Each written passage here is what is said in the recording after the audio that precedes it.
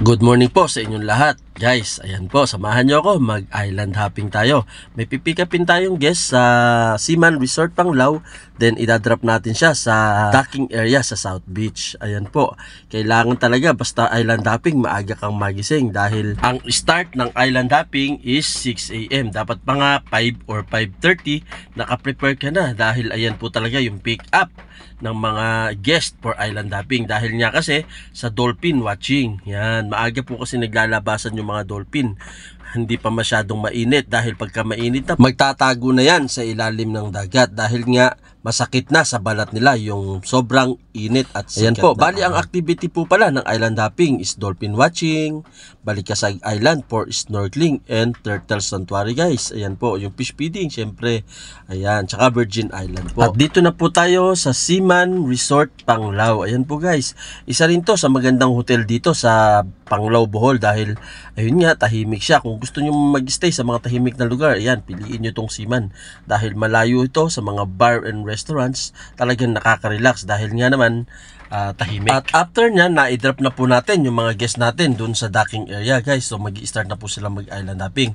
At ako naman, pupunta na ako ng airport para naman pick upin yung isang guest natin sa airport. Dahil nga arrival nila is 7 AM. Kaya sakto lang yung island hopping ko 6 AM tapos tour is 7 AM, kaya naman talagang saktong-sakto. At ayan nga po, tinawagan na po tayo ng mga guests natin dahil nga po nasa pick-up area na daw po sila at ready na nga daw po sila for pick-up. Ayan, pagka pick-up natin sa mga guests natin ay tatanungin natin sila kung nakapag-breakfast na ba sila dahil maaga nga yung flight nila or arrival nila, kaya naman kadalasan sa mga guests ay hindi pa nagbe-breakfast dahil nga maaga yung mga prepare nila papunta ng airport sa Manila. At nung na-pick up ko na yung mga guest ko, nagsabi na sila na dediretso na lang daw sila ng ATV dahil nga may baon sila.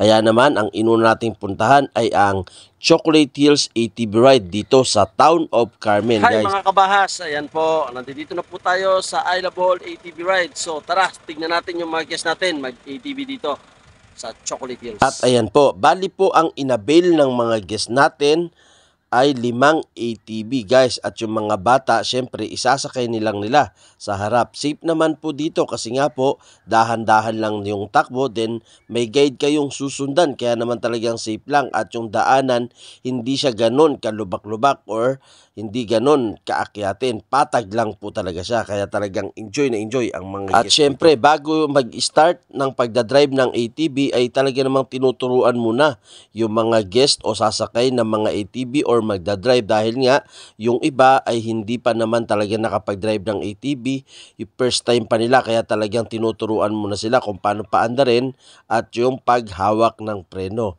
Then after nan guys, syempre pipicturan muna yung mga guest natin. Ayan po, kung napapansin nyo talagang papoposin muna yan ng mga guide para naman talagang may souvenir ang pictures. At after nyan mag-picture, ayan na po, uumpisahan na natin ang activity dito sa Chocolate Hills ATV Drive. So 1 hour yan, 30 minutes papunta doon sa mga Chocolate Hills, then 30 minutes din naman yung pabalik nila guys. Kaya naman talagang sulit na sulit yung bayad mo dito sa ATV ride dito sa Chocolate Hills dahil nga 1 oras yan with guide, siya na magbibideo and pictures while you're driving the ATV.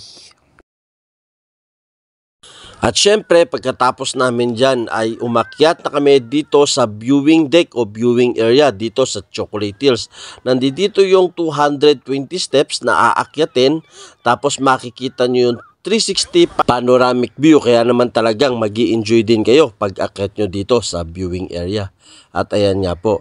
At pagkatapos namin dyan sa mga activity namin sa Chocolate Hills ay dumiretso na kami dito sa Rio Verde Floating Restaurant. Ayan po. Hindi pa ganon kahaba yung pila guys dahil hindi po season ng mga turista ngayon. At after namin sa floating restaurant, nandito na kami ngayon sa Baclayon Church or Immaculate Conception Church. Dito pipicturean natin yung mga guests natin. At dito na rin po natatapos yung countryside tour namin. So maraming salamat po sa pagsubaybay sa video kong ito.